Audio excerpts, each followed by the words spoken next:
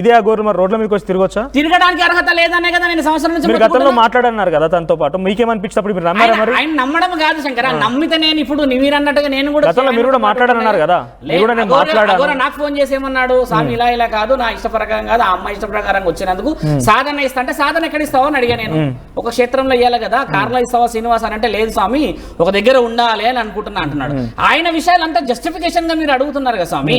ఒక మరి మీకేమనిపించింది? ఆయన అవాస్తవం స్వామి, అవాస్తవం అప్పుడు కొట్టిపారేసి ఇదే సమాజానికి వచ్చి ఇలా జరిగిందని చెప్పాల్సి ఎందుకు చెప్పలేదు?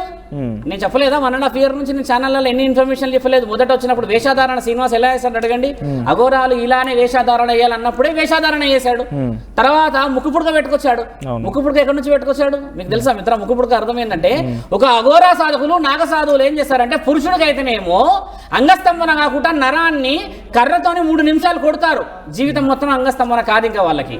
అదే స్త్రీ అయితేనేమో ఇక్కడ ముక్కు పుడక పెడతారు, ముక్కు పుడక పెట్టి ఆ నరాన్ని గట్టిగా ఒత్తితే ఈ స్మెల్ ద్వారానే స్త్రీకి కామం ఉంటుంది. కావాలంటే స్త్రీలు కూడా ఉన్నారు కదా, మీరు అడగండి. ఆ కామం అనేది అక్కడి నుంచి బంద్, అంటే మళ్ళీ రాదు, కామం రాదు స్త్రీకి. 2 రుజువులు ఉన్నాయి. శ్రీనివాస్ మొదటి వచ్చినప్పుడు ఎలా ఉన్నాడు చూసారు కదా, ఆ వీడియోస్ ఉన్నాయి కదా మీ దగ్గర. ఏమి లేకుండా వచ్చాడు, దిగంబరంగా వచ్చాడా, ఇక్కడే ఉండే 2 ముక్కు పుడకలు. ముక్కు పుడక గురించి నేను గట్టిగా మొత్తుకున్నాక రాత్రి ముక్కు పుడక వచ్చేసింది అక్కడికి. ఉజ్జయిని పోయి వచ్చాడు, నిమ్మకాయ పెట్టుకొని వచ్చిండ. మళ్ళీ నేను హెయిర్ గురించి మాట్లాడినా. 14 సంవత్సరాలు తపస్సు చేసిన వాడికి ఆ కేశఖండన వేరేలాగా ఉంటుంది, జుట్లై ఉంటుంది, అంతా ఇలా ఉంటుంది కదా, మరి ఎక్కడ జుట్టు అనగానే పోయిండు, జుట్టు వేసుకుని వచ్చాడు. ఇవన్నీ విషయాల వివరణ వెరీ డాక్యుమెంటెడ్ సార్ ఇవన్నీ. ఇప్పుడు మీరు అన్నాడు ఆయన భిక్షాటన చేసేవాడి దగ్గర డబ్బులు లేవా అని అంటే, నేను డబ్బుల గురించి ఏంటంటే, ఒక వ్యక్తి పిలిచి 15-16 లక్షలు ఏదో ఇచ్చిందని ఒకటి మీ అందరూ కూడా వచ్చిన విషయమే కదా. మరి భిక్షాటన చేసేవాడికి 10 లక్షలతో పని ఏముంది?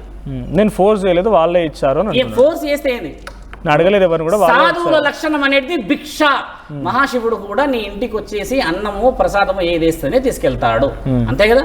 శివుడే వచ్చి నీ ఇంటి నుంచి ఒక భిక్ష తీసుకెళ్తే మరి డబ్బులు ఇస్తే నువ్వు ఎలా తీసుకుంటావు? అంటే ఇవన్నీ పిచ్చి పిచ్చి మాటలు మాట్లాడేసి అదే సనాతన ధర్మం అని అంటే ఒళ్ళు పూర్ణమైపోతుందని చెప్తున్నా శ్రీనివాస్కి. ఇంటుండొచ్చు కదా వీడియో, ఆయన చెప్తున్నది. అలాంటివి చెప్పకూడదు విషయాలు.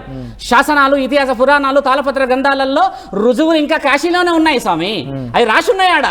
కాశీ పోయిన యుగంలో లేదు, ఇప్పుడు ఈ యుగంలో కూడా ఉంది. మిమ్మల్ని కలిసి మీతో మాట్లాడారు కదా, నిజంగా ఆయన సాధన లేదు ఏం లేదు. 14 ఏళ్ళు సాధన ఒంటికాల మీద చేసిన వాడికి ఒక కాలు పనిచేయదు Shankara. You can Google it. నేను నీకు లైవ్ గా చెప్తున్నా అన్ని విషయాలు. ఇప్పటికి 5 ప్రూఫ్స్ చెప్పా.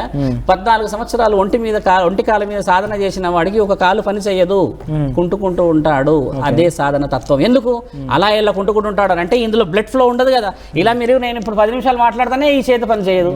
మరి అలాంటిది 14 సంవత్సరాల సాధన చేసిన మహానీయుడికి ఒంటి కాల మీద చేసిన వాడు ఎలా జరుగుతున్నాడు చూసారుగా మీరు.